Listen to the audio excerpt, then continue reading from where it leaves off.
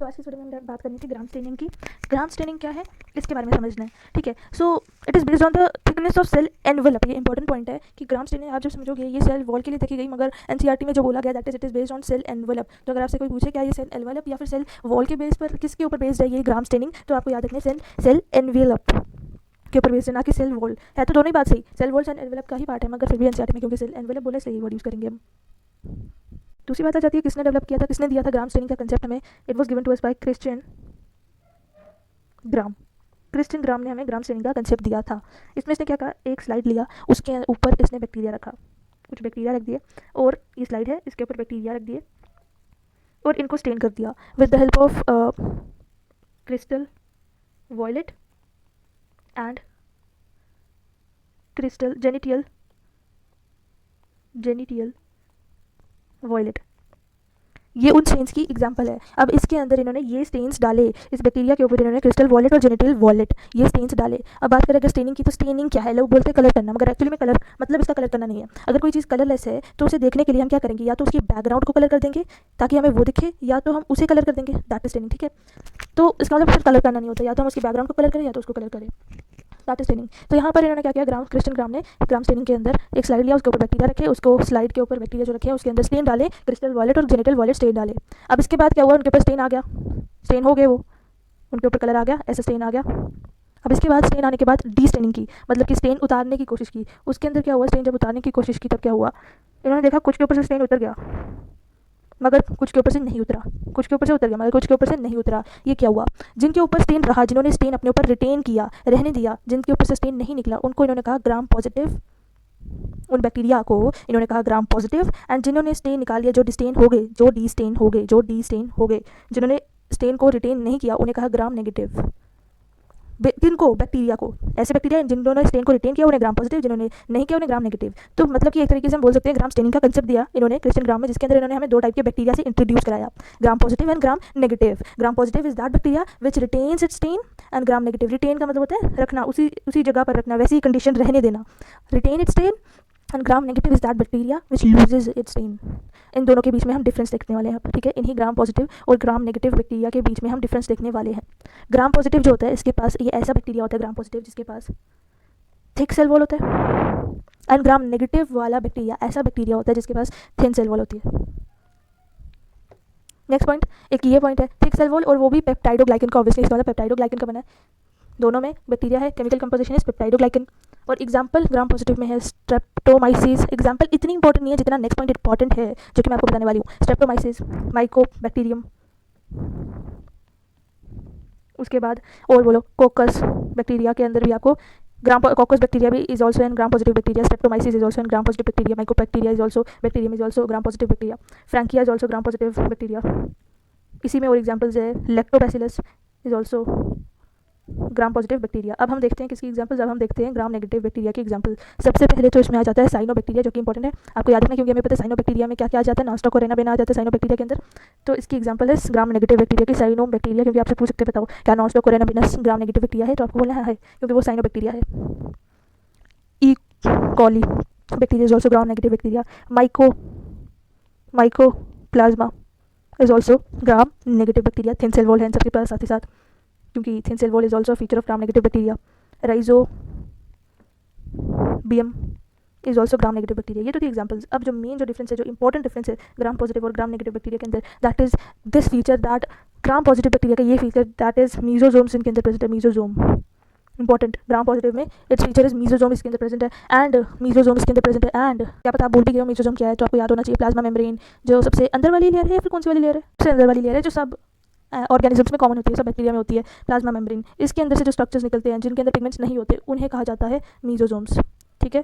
ये बात हमने की थी मीजोजोम्स की, और अभी भी आगे जाके हमने बात करनी है। अब हम बात करते हैं ग्राम नेगेटिव बैक्टीरिया के फीचर्स का। तो इनका फीचर ये है कि इनमें पीपीटी प्रेजेंट है। पीपीटी ये क्या है, पी फॉर पिल्लाई, पिल्लाई जो एक स्ट्रक्चर है फ्लैजिला जैसे, मगर नॉन मोटाइल, ये इनके अंदर प्रेजेंट है। पोरिन्स इनके अंदर प्रेजेंट है। टॉक्सिन्स इनके अंदर प्रेजेंट है। ग्राम नेगेटिव बैक्टीरिया में याद रखना है, very important point, these two are very important points of, these two features are very important features and points of difference of gram positive and gram negative bacteria. that gram positive bacteria के अंदर mesosomes are present, gram negative bacteria के अंदर PPT are present, pili, porins and toxins are present in gram negative bacteria. These are those bacteria with thin cell wall, जैसे कि cyanobacteria, E. coli, mycoplasma, rhizobium, all of them are gram negative bacteria, and PPT is a feature of negative and mesosome is feature of gram positive bacteria. Moving on to the next point. next point क्या है, हम अभी कौन से structure की बात कर रहे हैं, सेल वॉल की. सेल वॉल में हमारा पहला और outermost membrane glycocalyx, it is present, जिसके बारे में हमने बात कर दी. फिर प्लाज्मा मेम्ब्रेन, जिसके बारे में भी हमने बात कर दी. अब बात करेंगे, प्लाज्मा मेम्ब्रेन की बात हमने करनी है क्योंकि हमने सेल वॉल की भी बात कर दी. सेल एनवेलप के इन तीनों हिस्सों में से हमने इन दोनों हिस्सों की बात कर ली. अब बात करते हैं प्लाज्मा मेम्ब्रेन की, सबसे अंदर वाली मेम्ब्रेन की, जो मोस्ट कॉमन है, जो कि लिपिड बाइलेयर से बनी है. लिपिड की बाइलेयर से बनी है, important, lipid bilayer. Plasma membrane is made up of lipid bilayer. बहुत इंपॉर्टेंट पॉइंट है, बहुत ज़्यादा. Lipid bilayer and plasma membrane, बार बार मैं ये पॉइंट बोल रही हूँ कि हर एक जगह, हर एक ऑर्गेनिज्म में ढूंढ लोगे प्लाज्मा मेम्ब्रेन को. तो ये बहुत इंपॉर्टेंट पॉइंट है कि it is similar to both prokaryotic and eukaryotic organism. Both prokaryotes and eukaryotes, it is similar to both prokaryotes and eukaryotes. Plasma membrane जो होती है वो दोनों प्रोकैरियोट्स और यूकैरियोट्स में आपको मिल जाएगी प्लाज्मा मेम्ब्रेन. अब मैं ना एक स्ट्रक्चर की बात करने वाली हूँ, आप कंफ्यूज नहीं होना. जैसे कि हमने नाग और नाम की कहानी देखने के लिए कुछ देखा था ना, वैसे यहाँ पर देखने वाले हैं. ये है हमारा ग्लिसरॉल. क्या ये अभी जो मैं बनाने वाली हूँ, ग्लिसरॉल, CH2OH, CH2OH, CH2OH, ये तीन CH2OH आपस में कनेक्टेड है. और क्या होता है जब इसके साथ अगर हम ऐड कर दे फैटी एसिड्स को, अगर हम पहले इन दोनों CH2OH के साथ ऐड कर दे फैटी एसिड्स को, जो कि हाइड्रोफोबिक होते हैं, they are hydrophobic fatty acids को अगर हम इनके साथ, ऊपर वाले दो के साथ ऐड कर दे, और फॉस्फेट को इसके साथ ऐड कर दे, फॉस्फेट को, तो हमारे पास क्या होगा, after joining it with phosphate a charge will generate. क्या रिजल्ट आएंगे, फॉस्फेट के साथ जॉइन करने की वजह से, इसको फॉस्फेट के साथ जॉइन करने की वजह से हमारे पास कुछ रिजल्ट आएंगे, जैसे कि चार्ज जनरेट होगा. उसके अलावा ये फॉस्फेट जो है ये हाइड्रोफिलिक बन जाएगा. ये हाइड्रोफिलिक है, फॉस्फेट इज हाइड्रोफिलिक. तो हाइड्रोफोबिक को हमने ऊपर वाले दो के साथ ऐड किया, फॉस्फेट को हमने नीचे वाले के साथ ऐड किया इस ग्लिसरॉल के स्ट्रक्चर में. फैटी एसिड्स जो कि हाइड्रोफोबिक है, इन दोनों को ऐड किया, और फॉस्फेट जो कि हाइड्रोफिलिक है, इसको ऐड किया, जिसकी वजह से हाइड्रोफिलिक को ऐड करने की वजह से एक चार्ज जनरेट हुआ. नेक्स्ट बात, मतलब कि कैसा दिखेगा, ये लिपिड जो होता है हमारा, जो lipid plasma membrane is made up of lipid bilayer, lipid का बना है. देख लो स्ट्रक्चर कैसा है. ये फैटी एसिड्स, ये हाइड्रोफिलिक है हमारे फॉस्फेट, ये है हमारा फॉस्फेट हाइड्रोफिलिक. इसके साथ हाइड्रोफिलिक के साथ ऐसे दो टेल्स है हाइड्रोफोबिक की ऐसी दो बाइलेयर्स हैं. नहीं, यहाँ पर बाइलेयर वर्ड नहीं यूज़ करना है, सॉरी. ये दो लेयर्स है हमारी हाइड्रोफोबिक लेयर्स है, that are fatty acid. Hydrophilic fatty acid जो होते हैं ना, वाटर से डरते हैं. कैसे याद रखना, ट्रिक लगा लो. फैटी एसिड, मोटे इंसान जो होते हैं वो बस मीठा खाते रहते हैं, वो पानी पीते ही नहीं है. तो फैट ऐसे याद रखना, फैट से फैटी, तो वो पानी से डरते, हाइड्रोफोबिक होते हैं. फैटी एसिड्स आर हाइड्रोफोबिक, तो ऑटोमेटिकली हमारे फॉस्फेट्स विल बी हाइड्रोफिलिक. ये होती है हमारी लिपिड. ये एक लिपिड का मॉलिक्यूल है. अब हम देख सकते हैं प्लाज्मा मेम्ब्रेन का स्ट्रक्चर, क्योंकि हमने प्लाज्मा मेम्ब्रेन जिस चीज़ से बनता है, लिपिड से बनता है ना, लिपिड बाइलेयर से बनता है. लिपिड्स की दो लेयर से बनता है. हमने एक लिपिड का स्ट्रक्चर देख लिया, मतलब कि ढेर सारे ऐसे लिपिड्स के दो लेयर स्ट्रक्चर बनाएंगे ऐसे लिपिड्स के, तो बनेगा एक प्लाज्मा मेम्ब्रेन. आई होप आपको समझ आ रहा होगा. तो ऐसे कई सारे लिपिड्स ज्वाइन करते हैं. ये उनका कौन सा रीजन है, गोल हाइड्रोफिलिक जो कि फॉस्फेट वाला है, हाइड्रोफोबिक जो वाटर से डरता है वो अंदर को रहेगा. वैसे यहाँ पर भी हाइड्रोफिलिक जो वाटर से नहीं डरता, हाइड्रोफोबिक जो वाटर से डरता है अंदर रहेगा. इस तरीके से हमारी प्लाज्मा मेम्ब्रेन का एक छोटा सा हिस्सा बताया आपको ये मैंने. इस तरीके से ऐसे पूरी हमारी प्लाज्मा मेम्ब्रेन बन जाती है, से पूरी राउंड शेप की बनती है. इसलिए प्लाज्मा मेम्ब्रेन आप देखोगे वो राउंड शेप की होती है, इस तरीके से होती है. ज़्यादा ही राउंड की, अलग टाइप का राउंड बना रहा है, रुक जाओ. तो आप देखोगे ऐसी लेयर होती है प्लाज्मा मेम्ब्रेन की, सबसे अंदर वाली की. प्लाज्मा मेम्ब्रेन का स्ट्रक्चर देखा, लिपिड बाइलेयर, ऐसे छोटे ऐसे ढेर सारे दो लेयर्स में ऐसे दो लेयर्स बना के इस तरीके से पूरी प्लाज्मा मेम्ब्रेन बनती है, लिपिड बाइलेयर की बनी होती है. अब समझ में आया, लिपिड बाइलेयर तो कुछ भी नहीं पढ़ा प्लाज्मा मेम्ब्रेन में, बस हमने ये पढ़ा कि it is made up of lipid bilayer, and हमने ये पढ़ा कि ये दोनों प्रोकैरियोटिक और यूकैरियोटिक ऑर्गेनिजम्स में, प्रोकैरियोट्स और यूकैरियोट्स में मिल जाएगी प्लाज्मा मेम्ब्रेन. इसी के साथ हमारा सेल एनवेलप का टॉपिक खत्म हुआ. हम चलते हैं बैक्टीरिया के नेक्स्ट स्ट्रक्चर पे. हम सेल स्ट्रक्चर देख रहे थे, सेल एनवेलप का टॉपिक खत्म हुआ. अब नेक्स्ट स्ट्रक्चर पे चलते हैं. अब कुछ ना एक जैसे स्ट्रक्चर है. क्या चीज़ एक जैसे स्ट्रक्चर है, क्या है, सेल के अंदर, बैक्टीरिया के सेल के अंदर आप देखोगे फ्लैजिला, ऐसा स्ट्रक्चर, पिल्लाई और फिम्ब्रिए. इन तीनों स्ट्रक्चर्स की एक एक करके बात करते हैं. सबसे पहले बात करते हैं फ्लैजिला की, जो कि मोटाइल होता है. फ्लैजिला की बात करें तो it is motile. And bacteria के केस में हम ये सब पढ़ रहे हैं ना, बैक्टीरिया का सेल स्ट्रक्चर देख रहे हैं ना, सेल स्ट्रक्चर में हम नेक्स्ट टॉपिक हम फ्लैजिला पढ़ रहे हैं ना. तो और याद रखना, मैंने इन तीनों को एक साथ क्यों पढ़ाने बिठाया आपको, फ्लैजिला, पिल्लाए और फिम्ब्रिए को, क्योंकि ये सरफेस स्ट्रक्चर्स है, सेल की सरफेस पे होते हैं। तीनों को हम एक साथ क्या कहते हैं? सिर्फ सरफेस स्ट्रक्चर्स हम सिर्फ और सिर्फ फिम्ब्रिए, पिल्लाए और फ्लैजिला को कहते हैं। तीनों हम हमारा टॉपिक एक्चुअली मैं बताऊँ क्या, जैसे पिछला टॉपिक था सेल एनवेलप, अब है हमारा टॉपिक सरफेस स्ट्रक्चर्स, जिसमें हम सबसे पहले बात कर रहे हैं मोटाइल वाले सरफेस स्ट्रक्चर की, दैट इज फ्लैजिला। फ्लैजिला की हम बात कर रहे थे कि हम बैक्टीरिया में सरफेस स्ट्रक्चर्स, बैक्टीरिया के अंदर ये सब कुछ बातें कर रहे हैं ना, तो जो फ्लैजिला होता है, बैक्टीरिया वाला जो फ्लैजिला होता है, अगर बैक्टीरिया के अंदर फ्लैजिला प्रेजेंट है तो हम उसे कहते हैं ट्राइकस। बैक्टीरिया के फ्लैजिला को हम कहते हैं ट्राइकस, बैक्टीरिया के फ्लैजिला को हम कहते हैं ट्राइकस। ठीक है, तो हम ट्राइकस के बारे में पढ़ रहे हैं। सबसे पहले सरफेस स्ट्रक्चर के बारे में पढ़ रहे हैं, that is flagella, that is ट्राइकस in case of bacteria. Flagella की बात करें तो इसमें 3 पार्ट्स आप अभी तक देख रहे हो। जब मैं ड्रॉ करती हूँ, एक ऐसा कुछ ड्रॉ करती हूँ, फिर ऐसा कुछ ड्रॉ करती हूँ, फिर ऐसा सबसे लंबा पार्ट कुछ फिलामेंट जैसा ड्रॉ करती हूँ। एक्चुअली में इसे फिलामेंट ही कहते हैं। तो फ्लैजिला के 3 पार्ट्स होते हैं, filament, hook and basal body. ये 3 पार्ट्स है फ्लैजिला के। ऐसा दिखता है फ्लैजिला, कैसा दिखता है फ्लैजिला, ऐसा दिखता है फ्लैजिला। देन नेक्स्ट पॉइंट, इसके बाद अब हम देखते हैं types of flagella, actually types of flagella तो हम ट्राइकस के नाम से भी जानते हैं ना। तो पहला टाइप सिंगल फ्लैजिला जब प्रेजेंट होते हैं, तब हमें अगर किसी बैक्टीरिया पे एक ही फ्लैजिला प्रेजेंट है बैक्टीरिया पर, तो हम इस ट्राइकस को कहेंगे, इस फ्लैजिला को कहेंगे मोनोट्राइकस, इस बैक्टीरिया को कहेंगे मोनोट्राइकस। नेक्स्ट टाइप, अगर एक बैक्टीरिया पे 2 प्रेजेंट है तो उसे हम कहेंगे एम्फीट्राइकस, एम्फी मतलब कि दोनों साइड एम्फीट्राइकस, और बाईट्राइकस, बाई का मतलब 2, बाई और डाई का मतलब 2 होता है, ट्राइकस फॉर फ्लैजिला। अगर 2 से ज़्यादा है, मतलब ऑल अराउंड चारों तरफ अगर प्रेजेंट है, ऐसे ऐसे ऐसे ऐसे ऐसे चारों तरफ अगर फ्लैजिला प्रेजेंट है तो पेरीट्राइकस, इसका और कोई नाम नहीं है। अगर इसके अलावा अगर सिर्फ 2 तरफ प्रेजेंट है, मतलब कि स्पाइरल शेप्ड बैक्टीरिया के ऊपर, स्पाइरलम के ऊपर अगर दोनों तरफ फ्लैजिला प्रेजेंट है, तो उस केस में हम उसे कहेंगे लोफोट्राइकस। और अगर एक बैक्टीरिया है, एक राउंड शेप जैसा, ऑलमोस्ट राउंड शेप जैसा अगर कोई बैक्टीरिया है ऐसा, और उसके ऊपर ऐसे एक ही तरफ ऐसे ढेर सारे एक बंच लग गया हुआ है फ्लैजिला का, तो इस टाइप को हम बोलते हैं सिफेलो। तो हमने कुल मिलाकर कितनी टाइप्स देखी फ्लैजिला की। इसके अलावा एक और टाइप हमारे पास बची है जो कि इंपॉर्टेंट है पढ़ना। ये सब इन सब की एग्जांपल्स देखना इंपॉर्टेंट नहीं, इसलिए मैंने आपको एग्जांपल्स नहीं बताई। मोनोट्राइकस की, एम्फीट्राइकस, बाईट्राइकस की, पेरीट्राइकस की, लोफोट्राइकस की, सिफाइलो की नहीं बताई एग्जांपल्स, क्योंकि इंपॉर्टेंट नहीं है। मगर अभी जो टाइप बताने वाली हूँ, एट्राइकस, इसकी एग्जांपल जानना इंपॉर्टेंट है। एट्राइकस ऐसा ट्राइकस होता है, ऐसा फ्लैजिला होता है जिसमें एब्सेंट होता है, ए फॉर एब्सेंट, जिसमें फ्लैजिला एब्सेंट होता है। ऐसा ट्राइकस जिसमें फ्लैजिला एब्सेंट होता है, in which flagella is absent in bacteria. ठीक है, तो एग्जांपल साइनोबैक्टीरिया के अंदर फ्लैजिला एब्सेंट होता है, मतलब कि नॉस्टॉक और एनाबेना के अंदर बैक्टीरिया एब्सेंट होता है। साइनोबैक्टीरिया क्योंकि वो इसी की एग्जांपल है, साइनोबैक्टीरिया के नाम लिख देती हूँ। तो इसके अलावा कोकस बैक्टीरिया, माइकोप्लाज्मा में भी फ्लैजिला एब्सेंट होता है, ये भी ए ट्राइकस है। मतलब कि माइकोप्लाज्मा में सेल वॉल भी एब्सेंट है, ऐसा बैक्टीरिया जिसके अंदर सेल वॉल भी एब्सेंट है और ट्राइकस भी एब्सेंट है, मतलब फ्लैजिला भी एब्सेंट है। और उसके अलावा साइनोबैक्टीरिया में भी फ्लैजिला एब्सेंट है, कोकस बैक्टीरिया में भी फ्लैजिला एब्सेंट है, याद होगा। ठीक है, तो इसी के साथ हमारा सरफेस स्ट्रक्चर का पहला टॉपिक खत्म हुआ, दैट इज फ्लैजिला। मगर पूरी तरीके से नहीं, क्योंकि हम जानते हैं यूकैरियोटिक फ्लैजिला और प्रोकैरियोटिक फ्लैजिला में कुछ फर्क होता है।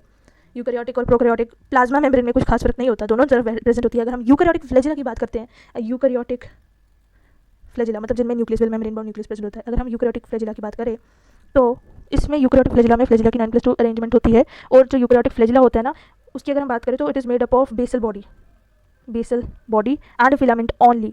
हुक नहीं होता उसमें बस बेसल बॉडी और फिलामेंट होता है। ये यूकैरियोटिक फ्लैजिला है, मतलब जो अभी तक हम फ्लैजिला देख रहे थे वो प्रोकैरियोटिक का था। कैसे पता? हम बैक्टीरिया पढ़ रहे थे, तो बैक्टीरिया के फ्लैजिला की तो बात हमने कर ली हुई है ऑलरेडी। प्रोकैरियोटिक जो था, प्रोकैरियोटिक फ्लैजिला की बात हमने कर ली, हम तो बैक्टीरिया के अंदर पढ़ रहे थे ये सब। अब हम यूकैरियोटिक फ्लैजिला के बारे में भी यहीं पर पढ़ लेते हैं। ठीक है, यूकैरियोटिक फ्लैजिला में हुक नहीं प्रेजेंट है, बेसल बॉडी और फिलामेंट ही प्रेजेंट है। नेक्स्ट पॉइंट, जो यूकैरियोटिक फ्लैजिला होता है ये प्रोटीन का बना होता है। कौन से प्रोटीन का? ट्यूबलिन नाम के प्रोटीन का बना होता है। यूकैरियोटिक जो फ्लैजिला होता है, it is made up of, eukaryotic flagella is made up of tubulin. Tubulin क्या है? प्रोटीन है। यूकैरियोटिक फ्लैजिला ट्यूबलिन का बना है, जो कि माइक्रोट्यूब्यूल को भी बनाता है। ट्यूबलिन एक आप चैप्टर पढ़ोगे जिसके अंदर आप देखोगे कि माइक्रोट्यूब्यूल जो होता है उसको भी ट्यूबलिन बनाता है। सेल स्ट्रक्चर के अंदर, सेल के किसी चैप्टर के अंदर आप देखोगे कि माइक्रोट्यूब्यूल को भी बनाता है ट्यूबलिन, और यूकैरियोटिक फ्लैजिला को भी बनाता है tubulin. Sorry. Then next point eukaryotic flagella का, that bacteria flagella is made up of flagellin. जो हमने बैक्टीरिया उसकी तो बात की नहीं थी, यूकैरियोटिक फ्लैजिला का देख लिया हमने कि it is made up of tubulin protein. मगर प्रोकैरियोटिक फ्लैजिला की तो बात की नहीं हमने, it is made up of flagellin named chemical का बना है। प्रोकैरियोटिक बैक्टीरिया मतलब प्रोकैरियोटिक फ्लैजिला मतलब कि बैक्टीरिया के केस में हमारा फ्लैजिलिन का बना है। यूकैरियोटिक फ्लैजिला जो होता है वो ट्यूबलिन का बना होता है। अब नेक्स्ट सरफेस स्ट्रक्चर की बात करते हैं, दैट इज फिम्ब्रिए और पिल्लाए। इन दोनों की बात करें तो फिम्ब्रिए की बात करें तो इट इज़ ब्रिस्टल शेप्ड। इनमें हम डिफरेंस देख रहे हैं, ब्रिस्टल शेप्ड। अब जब डायग्राम बना रही थी मैंने देख रहे थे आप, मैंने कैसे बनाया था, कुछ ऐसा है ना, ब्रिस्टल शेप। और जो पिल्लाए होता है वो ट्यूबुलर शेप का है, ऐसा ट्यूब जैसा, ट्यूब्यूलर शेप। फिम्ब्रिए ज़्यादा होते हैं, आपने देखा कितने सारे मैंने ऐसे बना दिए। पिल्लाए तो 1 या 2 ही बनाए, तो they are less in number. सारा डायग्राम देख के ही पता चल रहा है, सारा less in number, more in number. और डिफरेंस बोलो, और डिफरेंस बोलो। हाँ, इनका फंक्शन क्या है? अटैचमेंट में हेल्प करते हैं, फिम्ब्रिए बेसल जैसे कितने आसानी से कुछ चीज़ अटैच हो जाएगी इसके साथ, अटैचमेंट में हेल्प करते हैं। और पिल्लाई की बात करें तो दे help in sexual reproduction, they help in sexual reproduction. तो ये तीन हमारे पॉइंट्स थे, दोनों फिम्ब्रिए और पिल्लाई की कहानी हमने दोनों की एक साथ देख ली। एक और बात है जो एनसीईआरटी में खासकर लिखी है, दैट पिल्लाई जो है, Pillai is made up of special protein. सिर्फ वहाँ पे लिखा है स्पेशल प्रोटीन, मगर ये नहीं बताया कौन सा प्रोटीन, तो दैट इज पिलिन। कितना आसान है। Flagella, prokaryotic flagella is made up of flagellin, eukaryotic flagella is made of tubulin, pili surface structure is made up of pilin. नाम से ही केमिकल के नाम बन गए, pilin. It is a special protein, ये भी प्रोटीन का ही है। ट्यूबुलिन भी प्रोटीन ही है, पिलिन भी प्रोटीन ही है, स्पेशल प्रोटीन है। ये होगी फिम्ब्रिए और पिल्लाई की बात। Fimbriae basal shape, Pillai tubular, और फिम्ब्रिए ज़्यादा होते हैं, पिल्लाई कम होते हैं। फिम्ब्रिए का हेल्प अटैचमेंट, पिल्लाई का हेल्प सेक्सुअल रिप्रोडक्शन। और दोनों में कॉमन चीज़ मगर ये है, पिल्लाई और फिम्ब्रिए में, आप बताओ, मैंने आपको बताया हुआ है, पिल्लाई और फिम्ब्रिए में दोनों में कॉमन चीज़ ये है कि दोनों ही मोटिलिटी में हेल्प नहीं करते। They are non motile, they are non motile. तो मोटाइल सरफेस स्ट्रक्चर कौन सा है? बिल्कुल सही, flagella is the motile surface structure, movement में हेल्प करता है फ्लैजिला। अच्छा, नेक्स्ट पॉइंट। उसी के साथ हमारा सरफेस स्ट्रक्चर का भी टॉपिक खत्म हुआ। अब नेक्स्ट स्ट्रक्चर पे चलते हैं, दैट इज मीजोजोम। बैक्टीरिया के अंदर हम बात करेंगे मीजोजोम की। मीजोजोम तीन टाइप के होते हैं बेस्ड अपॉन देयर शेप। सबसे पहले तो हम जान लेंगे कि मीजोजोम्स क्या है, कहाँ पर प्रेजेंट होते हैं। तो आपको मैंने बताया था दैट ग्राम, बहुत इंपॉर्टेंट पॉइंट था ये ग्राम पॉजिटिव बैक्टीरिया का, that they are present, they are in Gram positive bacteria mesosomes are present. और ग्राम नेगेटिव बैक्टीरिया का एक फीचर ये था कि उसमें पीपीटी प्रेजेंट था। तो mesosomes are present in Gram positive bacteria only. और मीजोजोम्स का फंक्शन बताऊँ क्या होता है? ये प्लाज्मा मेम्ब्रेन के अंदर प्रेजेंट होता है। ऐसी होती है ना सबसे अंदर वाली मेम्ब्रेन, प्लाज्मा मेम्ब्रेन, जो सबसे अंदर वाली मेम्ब्रेन है ना, ये प्लाज्मा मेम्ब्रेन। इसमें क्या है, कुछ इन फोल्डिंग्स होती है, इन फोल्डिंग्स अंदर की तरफ फोल्डिंग्स हो जाती हैं ऐसे, अलग अलग शेप्स की, ठीक है। ऐसे अंदर की तरफ फोल्डिंग्स हो जाती है, अंदर की तरफ फोल्डिंग्स हो जाती है, इसके अंदर अंदर की तरफ फोल्डिंग्स हो जाती है प्लाज्मा मेम्ब्रेन की। These foldings are known as mesosomes, यही है मीजोजोम्स। तो mesosomes helps in infolding of plasma membrane, they helps in infolding of plasma membrane, mesosomes helps in infolding of plasma membrane. और ये जो मीजोजोम्स है infolding में help करते हैं। और साथ ही साथ इसके अलावा एक और पॉइंट है मीजोजोम्स का, एक इनफोल्डिंग में हेल्प करते हैं प्लाज्मा मेम्ब्रेन की, फिगर से देख ही सकते हो। इसके अलावा वो भी फिगर से देख सकते हो कि इनकी डिफरेंट शेप्स है, तीन टाइप की शेप्स है, एक वेसिकल शेप्ड, एक लेमिला, एक हमारी एक और शेप है ट्यूब्यूल। क्या फ़र्क है? सिमिलरिटी है तीनों शेप्स में कि तीनों की तीनों शेप्स प्लाज्मा मेम्ब्रेन की सरफेस एरिया को बढ़ा रहे हैं। These shapes are nothing but to increase, they are nothing but to increase the surface area of the plasma membrane। वरना जैसे लेमिलिया वेसिकल सबसे कम सरफेस एरिया बढ़ा रहा है, उससे ज़्यादा लेमिलिया, उससे ज़्यादा ट्यूब्यूल, ठीक है, उससे ज़्यादा ट्यूब्यूल। तो vesicle, lamellae, tubule are the shapes of, different shapes of, इसकी शेप्स है mesosomes. They helps in increasing surface area of plasma membrane. चलो, शेप्स की भी कहानी होगी। और क्या बात है मीजोजोम्स की? रोल्स की। अगर रोल्स की बात करें तो फंक्शंस की बात करें, प्रॉपर्टीज़ की बात करें, तो फर्स्ट ऑफ ऑल जो रोल्स है, एंजाइम्स जो होते हैं रेस्पिरेशन के, वो इनके अंदर अटैच होते हैं। Enzymes for respiration are attached in mesosomes. Respiration के लिए जो एंजाइम्स होते हैं वो इनके अंदर प्रेजेंट है। रेस्पिरेशन कितना इंपॉर्टेंट प्रोसेस है, उसके जो एंजाइम्स है वो इसके अंदर बैक्टीरिया के लिए जो रेस्पिरेशन के एंजाइम्स है वो सारे बैक्टीरिया के प्लाज्मा मेम्ब्रेन की मीजोजोम्स के अंदर मिलेंगे। उसके अलावा ये सेल वॉल की फॉर्मेशन में भी हेल्प करते हैं। जो सेल वॉल है इससे बाहर वाली लेयर, प्लाज्मा मेम्ब्रेन से बाहर वाली लेयर, उसकी फॉर्मेशन में भी हेल्प करते हैं। सेल वॉल फॉर्मेशन में भी हेल्प करते हैं। मतलब सेल के अंदर से कैसे हेल्प करते हैं, जो सेल के अंदर जो चीज़ें मॉलिक्यूल्स प्रेजेंट होंगे जो कि सेल वॉल की फॉर्मेशन में हेल्प करेंगे, उनको पास करने देते हैं अपने थ्रू कि तुम बाहर जाओ और सेल वॉल की फॉर्मेशन करो, परमिट कर देते हैं। उसके अलावा डीएनए रेप्लिकेशन में भी हेल्प करते हैं। डीएनए रेप्लिकेशन के अलावा ये एक और पॉइंट है कि सेल डिवीजन में भी हेल्प करते हैं। ये सारे इनके रोल्स हैं, सेल डिवीजन में भी हेल्प करते हैं। डीएनए रेप्लिकेशन का क्या मैं समझाती हूँ, कैसे डीएनए रेप्लिकेशन में हेल्प करते हैं हमारे ये क्या कहते हैं मीजोजोम्स। ये है मीजोजोम। मीजोजोम के साथ पता क्या होता है, न्यूक्लियोइड भी अटैच होता है, न्यूक्लियोइड भी अटैच होता है मीजोजोम्स के साथ। अब क्या होता है डिवीजन के बाद क्या होगा, कुछ ऐसा बन जाएगा, दो न्यूक्लियोइड जिसके साथ आ जाएंगे और ये भी फिर डिवाइड करने लगेगा, जिसकी वजह से ये दूर जाने लगेगा, मीजोजोम्स दूर जाने लगेंगे, दो मीजोजोम्स बन जाएंगे और वापस से दूर जाने लगेंगे। उनके पास अपने अपने न्यूक्लियोइड होंगे और वो दूर जाने लगेंगे। उससे क्या होगा, ये और दूर जाएंगे, डिवीजन होने के लिए और दूर जाएंगे, यहाँ पर पहुँच जाएंगे और दोनों के पास अपना अपना न्यूक्लियोइड होगा। अब इसके बाद क्या होगा, यहाँ पे जो हमारी प्लाज्मा मेम्ब्रेन होगी यहाँ से डिवाइड करना शुरू कर देगी, ऐसे ये डिवाइड करना शुरू कर देगी यहाँ से, जिसकी वजह से ये आखिरकार इसकी सेल डिवीजन हो जाएगी यहाँ पर, तो सेल्स बन जाएंगे। तो सेल डिवीजन भी हुई, डीएनए रेप्लिकेशन भी हुई, मीजोजोम के साथ न्यूक्लियोइड भी होते हैं एंड मीजोजोम्स एक दूसरे से यहाँ पर दूर जाते हैं, फिर फाइनली सेल डिवीजन हो जाती है। So mesosomes also help in cell division. एक और फंक्शन है, एक और रोल है मीजोजोम्स का, एक और रोल है that they help in secretion. Fifth role of, अभी तक कितने 4 रोल देखे। एंजाइम्स होते हैं इनके अंदर, सेल वॉल फॉर्मेशन में भी हेल्प करते हैं, डीएनए रेप्लिकेशन और सेल डिवीजन में भी हेल्प करते हैं। अब सिक्रीशंस भी करते हैं, ये सिक्रीशंस भी प्रोड्यूस करते हैं हमारे मीजोसोम्स। तो ये बात थी मीजोसोम्स की। 3 ही बात देखी कि इनफोल्डिंग में हेल्प करते हैं, प्लाज्मा मेम्ब्रेन की इनफोल्डिंग में हेल्प करते हैं। दूसरी बात इनफोल्डिंग के अलावा दूसरी बात इनफोल्डिंग में हेल्प करते हैं, उनकी शेप्स अलग अलग है, वेसिकल, लेमिलिया और ट्यूब्यूल शेप। फिर उसके बाद हमने रोल्स की बात की, एंजाइम्स होते हैं इनके अंदर प्रेजेंट और हमारे सेल मेम्ब्रेन में भी हेल्प करते हैं, ये सेल मेम्ब्रेन की फॉर्मेशन में भी हेल्प करते हैं, सेल वॉल की फॉर्मेशन में भी हेल्प करते हैं, डीएनए रेप्लिकेशन में भी हेल्प करते हैं, सेल मेम्ब्रेन तो खुद ही है ये, और सेल डिवीजन में भी हेल्प करते हैं, सिक्रीशंस भी प्रोड्यूस करते हैं। मीजोसोम्स के बाद नेक्स्ट सेल स्ट्रक्चर है हमारा बैक्टीरिया का, दैट इज क्रोमेटोफोर्स। क्रोमेटोफोर्स में वो भी प्लाज्मा मेम्ब्रेन से निकलते हैं, बस इनमें फ़र्क ये होता है कि ये इनके अंदर पिगमेंट्स होते हैं। क्रोमेटोफोर्स के पास कलर्स होते हैं, पिगमेंट्स होते हैं, क्रोमेटोफोर्स। तो क्रोमेटोफोर जो होते हैं, इंपॉर्टेंट पॉइंट, साइनोबैक्टीरिया में प्रेजेंट होते हैं। साइनोबैक्टीरिया में क्रोमेटोफोर्स आर प्रेजेंट, साइनोबैक्टीरिया में क्रोमेटोफोर्स आर प्रेजेंट। ये है साइनोबैक्टीरिया एक सेल, ये है बने से क्रोमेटोफोर्स। ऐसे ये जो हमारी प्लाज्मा मेम्ब्रेन होती है, इससे निकलती है क्रोमेटोफोर्स, जिस बिल्कुल वैसे ही जैसे मीजोसोम्स प्लाज्मा मेम्ब्रेन से निकलते हैं, वैसे क्रोमेटोफोर्स भी प्लाज्मा मेम्ब्रेन से निकलते हैं। बस ये फ़र्क होता है कि इनके अंदर पिगमेंट्स होते हैं, और ये हमारा साइनोबैक्टीरिया है जिनके अंदर क्रोमेटोफोर्स प्रेजेंट होते हैं। साइनोबैक्टीरिया नाम के सेल के अंदर chromatophores are present and they are similar to thylakoid. अगर आपको याद होगा थैलाकॉइड लाइट रिएक्शंस में जो हेल्प करते हैं, ऐसे ग्रैनम होता है, ऐसे सिंगल थैलाकॉइड भी होते हैं, ये हमारा स्ट्रोमा होता है क्लोरोप्लास्ट के अंदर। ये जो थैलाकॉइड्स होते हैं कुछ वैसे ही होते हैं ये क्रोमेटोफोर्स, क्योंकि इनके पास भी पिगमेंट्स होते हैं।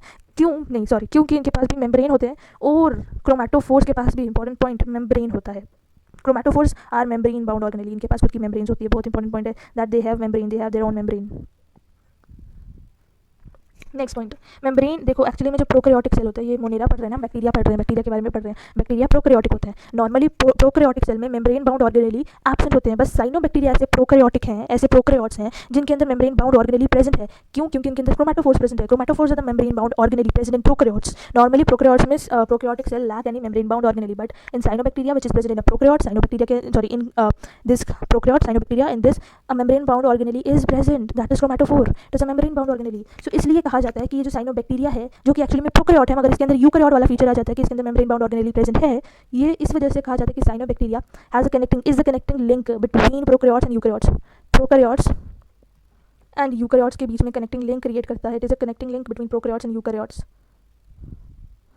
Important point, connecting link, it is a connecting link between prokaryotes and eukaryotes. Cyanobacteria is a connecting link between prokaryotes and eukaryotes. इसी के साथ हमारा क्रोमेटोफोर्स का टॉपिक खत्म हुआ। क्रोमेटोफोर्स का टॉपिक वो छोटा सा था, ये प्लाज्मा मेम्ब्रेन से निकलते हैं, साइनोबैक्टीरिया के अंदर प्रेजेंट होते हैं, जो कि प्रोकैरियोट्स है। प्रोकैरियोट्स में तो प्रेजेंट होते ही नहीं, और ये थैलाकॉइड जैसे होता है क्योंकि इनके पास भी मेम्ब्रेन है। तो इसलिए cyanobacteria is a connecting link between prokaryotic and eukaryotic cells organisms. अब बात करते हैं नेक्स्ट स्ट्रक्चर की, सेल स्ट्रक्चर की in case of bacteria, that is DNA. Bacteria के डीएनए की बात करते हैं। तो ये सेल के अंदर प्रेजेंट होता है डीएनए मॉलिक्यूल, ऐसे सेल के अंदर प्रेजेंट होगा डीएनए मॉलिक्यूल। नॉर्मल बात क्या होता है, 2 फॉर्म्स में डीएनए प्रेजेंट होता है। आप देखोगे कुछ जगह DNA is present in linear form में प्रेजेंट होता है डीएनए कुछ जगह, लीनियर फॉर्म या फिर डबल स्ट्रैंड भी कह सकते हैं, डीएस भी कह सकते हैं। ये भी डीएस है और ये भी डीएस है, डबल स्ट्रैंड वाले फॉर्म में प्रेजेंट है लीनियर फॉर्म। अगर ये सिर्फ लीनियर फॉर्म है, ये सर्कुलर फॉर्म है। क्यों? क्योंकि एंड्स यहाँ पर एक प्रॉपर एंड्स नहीं है, एंड्स आर नॉट फ्री। यहाँ पर एंड्स जो होते हैं ये फ्री है, आप देख सकते हो एंड्स जो है वो फ्री है, एंड्स आर फ्री। तो ये लीनियर फॉर्म है, जहाँ पर ends are not free, that is circular form. मगर दोनों ही डीएस है, मतलब कि डबल स्ट्रैंड वाले डीएनए हैं। और इस डीएनए की अगर हम बात करें, जो कि सर्कुलर डीएनए है, जिसकी एंड्स फ्री नहीं है, जो कि डबल स्ट्रैंड वाला डीएनए है, इसमें जो डीएनए की एक्चुअल लेंथ है ना, ऐसे ऐसे गुच्छों वो कैसे ऐसे प्रेजेंट है ना, ऐसे ऐसे। एक्चुअली में अगर आप इसे खोलोगे ना, तो आप पाओगे कि इसकी सेल से भी लंबी लेंथ होगी। DNA is longer than bacteria cell length. Bacteria cell की जो लेंथ होगी उससे भी बड़ी लेंथ होगी हमारी डीएनए की। Remember that point, bacteria cell से भी लंबी लेंथ होगी डीएनए की।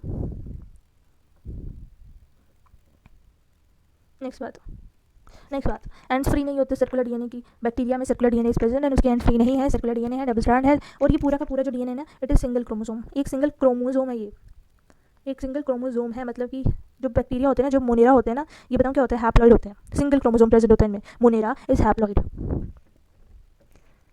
तभी क्योंकि डीएनए बहुत लंबे होते हैं बैक्टीरिया सेल से, तभी इन्हें फोल्ड करके रखा जाता है, सर्कुलर फॉर्म में रखा जाता है डीएनए को, बैक्टीरिया के डीएनए को। इसके अलावा एक इंपॉर्टेंट पॉइंट है कि न्यूक्लियाइड क्या होता है। डीएनए जो सर्कुलर डीएनए है ना, जिस पैक्ड फॉर्म में, जिस रीजन में ये प्रेजेंट होता है डीएनए, जिस रीजन में प्रेजेंट होता है बैक्टीरिया के, जिस रीजन में ये पैक्ड फॉर्म में डीएनए प्रेजेंट होता है, इस रीजन को कहते हैं, इस जगह को कहते हैं, इस रीजन को कहते हैं हम न्यूक्लियाइड।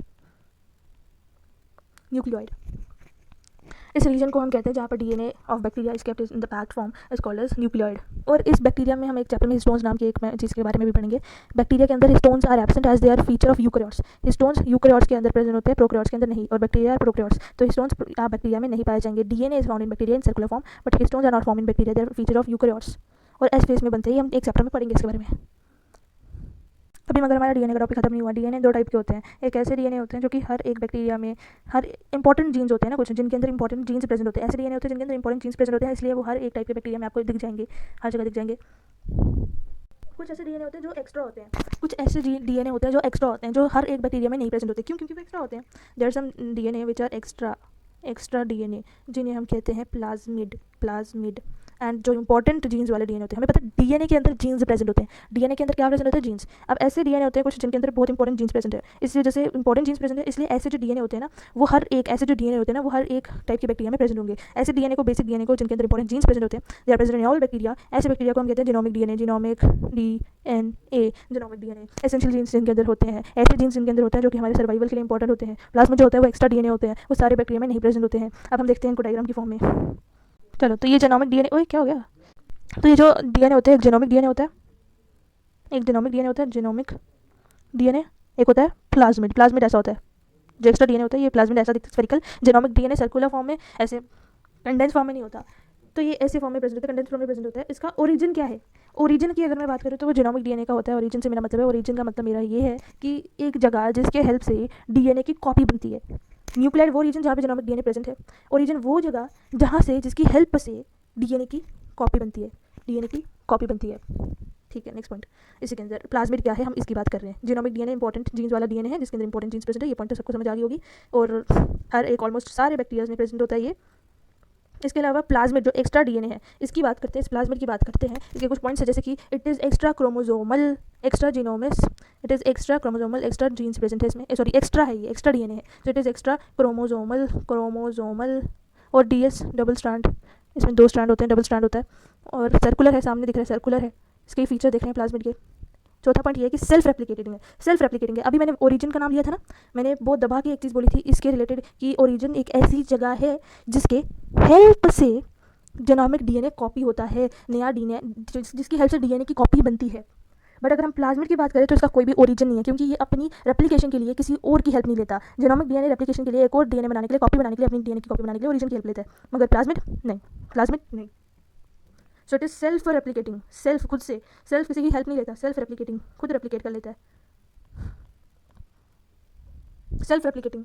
ठीक है, और इसके अंदर एक्स्ट्रा जीन्स होते हैं जो कि जेनोमिक डीएनए में एब्सेंट होते हैं। इंपॉर्टेंट पॉइंट, प्लाज्मिड में ऐसे एक्स्ट्रा जीन्स होते हैं जो कि जेनोमिक डीएनए में एब्सेंट होते हैं। जेनोमिक डीएनए में वो जीन्स प्रेजेंट होते हैं जो कि इंपॉर्टेंट होते हैं, एसेंशियल होते हैं एक बैक्टीरिया के सर्वाइवल के लिए। एक्स्ट्रा जीन्स प्लाज्मिड में प्रेजेंट होते हैं जो कि इसके अंदर नहीं प्रेजेंट होते, जेनोमिक डीएनए के अंदर प्रेजेंट नहीं होते। अभी जो प्लाज्मिड है, ये कुल मिला के बहुत सारे टाइप्स है प्लाज्मिड्स की। यहाँ पर हम सबसे पहले टाइप देख लेंगे आर प्लाज्मिड की। आर प्लाज्मिड ऐसा प्लाज्मिड है जो कि एक स्पेशल फीचर प्रोवाइड करता है, that is antibiotic resistance. R plasmid में हम ये चीज़ देखने की, it provides a special feature that is of antibiotic resistance. Remember this point, R से रेजिस्टेंस, आर से R plasmid, antibiotic resistance. R plasmid provides antibiotic resistance. It provides a special feature of antibiotic resistance. Next point, next plasmid is Ti plasmid. R से R plasmid, R से resistance, किस चीज़ की? Antibiotic resistance. T से tumour, I से inducing plasmid. Tumour inducing plasmid है हमारा Ti plasmid, tumour inducing plasmid है, और ये सबसे बड़ा प्लाज्मिड है। रिमेंबर दिस पॉइंट, ये किस में प्रेजेंट होता है, कौन से बैक्टीरिया में प्रेजेंट है? एग्रो बैक्टीरिया में प्रेजेंट होता है। और खासियत इसकी है टीआई बैक्टीरिया की, ट्यूमर इंड्यूसिंग प्लाज्मिड की, दैट है एग्रो बैक्टीरिया में प्रेजेंट होता है, और ये लार्जेस्ट बैक्टीरिया है, लार्जेस्ट बैक्टीरिया। ये पॉइंट्स थे टीआई प्लाज्मिड की। नेक्स्ट प्लाज्मिड एफ प्लाज्मिड, मतलब एफ फॉर फर्टिलिटी प्लाज्मिड। पता नहीं क्या लिख रही हूँ मैं, फर्टिलिटी प्लाज्मिड, जी हाँ, फर्टिलिटी प्लाज्मिड, बिल्कुल सही सुना आपने। फर्टिलिटी प्लाज्मिड ऐसा प्लाज्मिड है जो कि एक सेल से, मतलब सीधी बात बोलो तो सेक्सुअल रिप्रोडक्शन में हेल्प करता है। Fertility plasmid helps in sexual reproduction.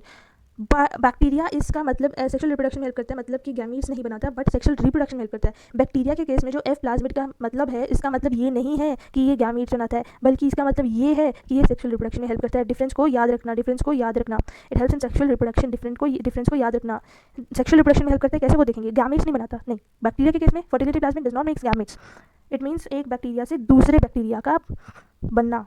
एक बैक्टीरिया था, इसके अंदर न्यूक्लियर था, ये रीजन, ये कॉपी हुआ डीएनए, दूसरे बैक्टीरिया बना, उसमें भी गया, दूसरा बैक्टीरिया बना, और ये जो ट्यूब थी इनके बीच में, इसे कहते हैं कंजुगेशन ट्यूब। मतलब कि एक बैक्टीरिया से दूसरे बैक्टीरिया में डीएनए जाना इज अ सेक्सुअल रिप्रोडक्शन, इसमें हेल्प करता है ये F plasmid with the help of conjugation tube. और ये कंजुगेशन ट्यूब क्या है, कहाँ से आई कंजुगेशन ट्यूब, अगर आपको इतनी क्यूरियोसिटी हो रही है कहाँ से आई, तो याद रखना कंजुगेशन ट्यूब 6 पिल्ली से आई।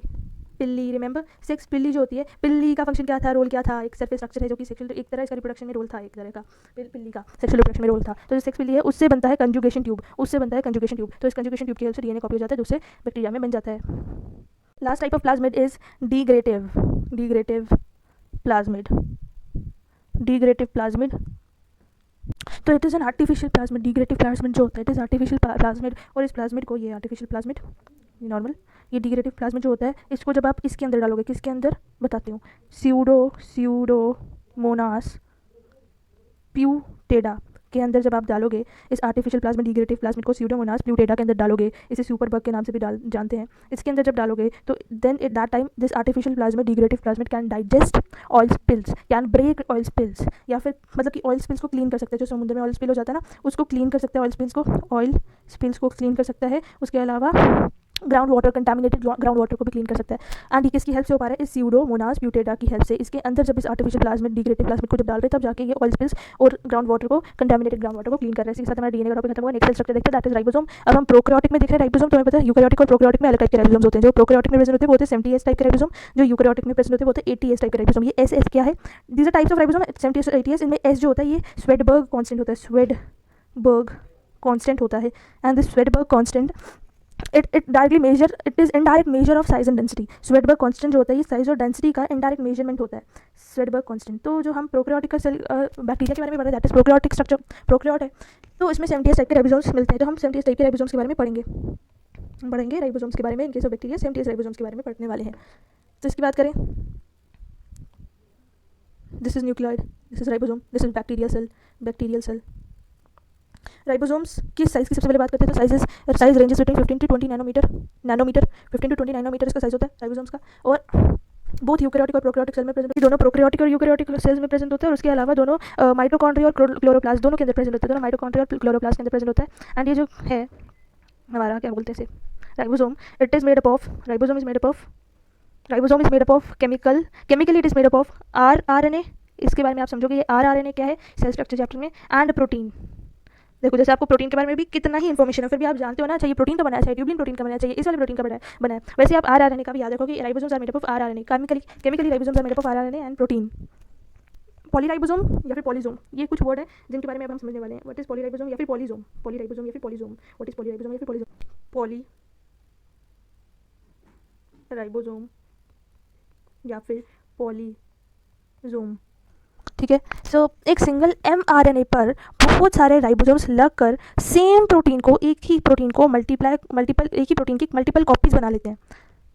पॉलीराइबोसोम या फिर पॉलीजोम क्या होता है, एक सिंगल mRNA पर बहुत सारे राइबोसोम्स लगकर सेम प्रोटीन की मल्टीपल कॉपीज बना रहे होते हैं, that is case of polyribosome या फिर पॉलीजोम। पॉली मतलब ढेर सारे, राइबोसोम मतलब राइबोसोम, तो राइबोसोम mRNA पर लगके एक ही प्रोटीन की ढेर सारी कॉपीज बनाते हैं। So this was all about ribosome. अब हम जानेंगे इंक्लूजन बॉडीज के बारे में। हम सबको पता है कि बैक्टीरिया के अंदर मेम्ब्रेन, बैक्टीरिया क्या है, प्रोकैरियोट है, तो उसके अंदर membrane bound organelles are absent, मतलब कि लिपिड बाइलेयर इज एब्सेंट, तो आपको ये बात याद होनी चाहिए। इसके अलावा हम जो जिस बारे में बात करें that is inclusion bodies. If bacteria have to store something, it will store it in the form of insoluble granules। अगर बैक्टीरिया को कुछ स्टोर करना है अपने अंदर, बैक्टीरिया सेल को कुछ अंदर अपने अंदर स्टोर करना है, तो वो किस फॉर्म में स्टोर करेगा, उस चीज़ को इनसॉल्युबल ग्रैन्यूल्स की फॉर्म में, मतलब कि कोई चीज़ जो सॉल्युबल ना हो पाए उसके अंदर उसको स्टोर करना है, अपने अंदर कहाँ नहीं जाना, डिजॉल्व नहीं कर जाना है, तो उसको इनसॉल्युबल ग्रैन्यूल्स की फॉर्म में स्टोर करता है बैक्टीरिया। अगर कोई चीज़ बैक्टीरिया को अपने अंदर स्टोर करनी होती है, so it stores something in the form of insoluble granules, and this is our DNA। So inclusion bodies के फीचर्स के बारे में जान लेते हैं। पहला पॉइंट, ये स्टोरेज के लिए होते हैं। अगर बैक्टीरिया को अपने अंदर कुछ स्टोर करना है तो इनसॉल्युबल ग्रैन्यूल्स की फॉर्म में स्टोर करना है, और इनसॉल्युबल फॉर्म में किसी भी चीज़ को स्टोर कर देते हैं बैक्टीरिया। और ये मतलब कि इनसॉल्युबल फॉर्म में स्टोर करना है साइटोप्लाज्म के अंदर, बैक्टीरिया साइटोप्लाज्म के अंदर इनसॉल्युबल फॉर्म में स्टोर करते हैं किसी भी चीज़ को। So the help in storage, inclusion bodies इसी स्टोरेज में हेल्प करेंगी, ये स्टोरेज के लिए ही बनी है इंक्लूजन बॉडीज़ एक्चुअली में। सेकंड पॉइंट कि इनमें मेम्ब्रेन ही होती है, ऑब्वियसली बैक्टीरिया की inclusion bodies are structure of bacteria, तो बैक्टीरिया प्रोकैरियोट, इसमें मेम्ब्रेन बाउंड ऑर्गेनेल्स कहाँ से होगी, it is without membrane. Third, अभी मैंने बताया आपको third point that it is present in cytoplasm, inclusion bodies are present in cytoplasm and their names जो होते हैं ना वो depend upon type of thing they have stored. जो चीज़ उन्होंने स्टोर की है उस बेसिस पर उनके नाम भी होते हैं। तो नाम भी देख लेते हैं, जैसे कि अगर स्टोर किया हुआ है उन्होंने सल्फर को, तो उन इंक्लूजन बॉडीज़ को कहा जाएगा सल्फर बॉडीज़। अगर उन्होंने स्टोर किया हुआ है ग्लाइकोजन को, ग्लूकोज को, तो ग्लाइकोजन तो एनिमल्स सेल में भी स्टोर हो जाता है, फंजाई में भी हो जाता है और कुछ बैक्टीरिया में भी हो जाता है। तो हम बैक्टीरिया की बात कर रहे हैं अभी। तो अगर ग्लाइकोजन स्टोर किया गया है बैक्टीरिया के अंदर इन इंक्लूजन बॉडीज़, तो इंक्लूजन बॉडीज़ का नाम हो जाएगा glycogen granule, glycogen granule, sulphur bodies नहीं, I am so sorry, sulphur granule कहेंगे इंक्लूजन बॉडीज़ को अगर वो सल्फर स्टोर कर रहे हैं, ग्रैन्यूल। वैसे ही अगर फॉस्फोरस स्टोर किया है, इंक्लूजन बॉडीज़ ने फॉस्फोरस स्टोर किया है, तो उनको कहेंगे फॉस्फोरस ग्रैन्यूल। अगर साइनोफेसियन स्टोर किया है तो साइनोफेसियन ग्रैन्यूल कहेंगे। और ये जो साइनोफेसियन ग्रैन्यूल नाम का इंक्लूजन बॉडी जो है ये बताऊँ किस में स्टोर होता है? साइनोबैक्टीरिया में।